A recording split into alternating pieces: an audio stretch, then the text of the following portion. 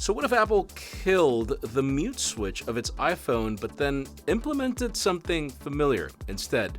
As yes, it seems that if you like that orange button on your Apple Watch Ultra, that might reach iPhones as well. Samsung's Galaxy Foldables just went through Geekbench, revealing a lot of important stuff, and set your wallets and calendars as well, as Apple's WWDC just found a time and a date. I'm Jaime Rivera, and you bet that I'm waiting for that MacBook Air refresh, even if it keeps the same design. This is Pocketnow Daily.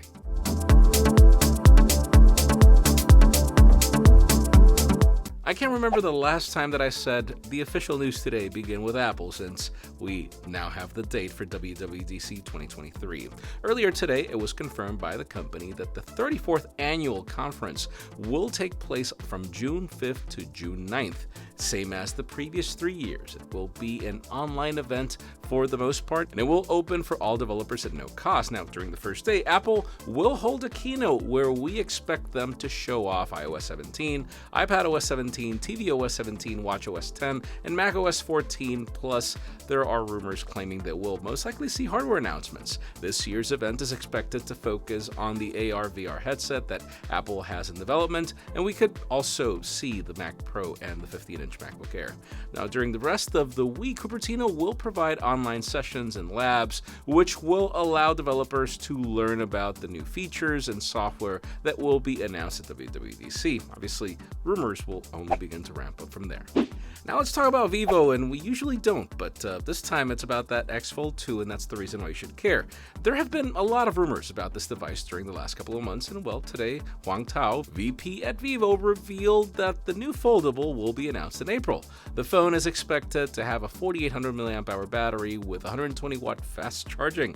Digital Chat Station reported that this X Fold 2 will have a camera with a Sony IMX866 sensor, OIS, and the V2 ISP, meaning that it'll pretty much be the same as the Vivo X90, which is already a killer camera. Other rumors suggest that it'll be powered by the Snapdragon 8 Gen 2 and will also have an ultrasonic fingerprint sensor on each screen, making it the first foldable to not have that technology on just the power key. Finally, it is also reported that when the new Vivo Fold is announced, we could also see a clamshell Vivo X Flip. Anyway, April is just around the corner, so we should learn more in the upcoming days. Now, speaking of foldables, let's talk about Samsung, because the next generation foldables just appeared in a pair of Geekbench listings for the first time. The listing confirms that the Galaxy Z Fold 5 and Z Flip 5 will use the same Qualcomm Snapdragon 8 Gen 2 for Galaxy that we saw for the S23 series, which comes with slightly overclocked CPU and GPU cores anyways, and already has me excited because that battery life improvement was amazing. The Z Fold 5 managed 2,014 points on the single core test and 5,022 points on the multi-core department. These scores are slightly higher than the Galaxy S23 series, which have hovered around 1,500 and 4,900 points respectively. On the other hand, the Z Flip 5 was tested with 8 gigs of RAM. It managed the 2030 single core points and 5213 multi-core points. We're still months away from the official launch, so there are a lot of things that, I don't know, could be updated from here to there. And finally, for the hottest news today, let's go back to Apple, since we have more information about the iPhone 15 Pro in a very interesting twist. So a few days ago, we reported that the classic mute switch would be changed for a mute button. However, now it is reported that this new button will be a multi-use action button that users can be able to customize and make it do specific actions.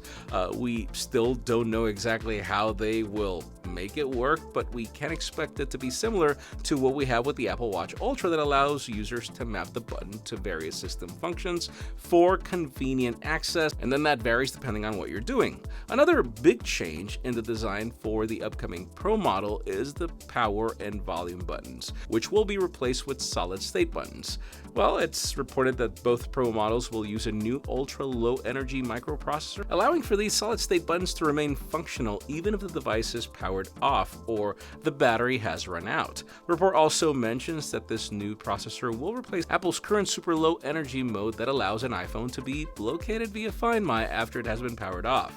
But anyways, in today's question, let us know, how do you feel about Apple killing the mute switch over another button? Because in my case, I I don't know, I'm a little mixed about the idea because I actually use the mute switch every single day. I would like to probably map it to something, but it'll most likely be the mute switch. If anything, that ultra low power mode, that did sound pretty interesting to me, but that's just me. Leave us a comment down below, we'd love to know your opinion.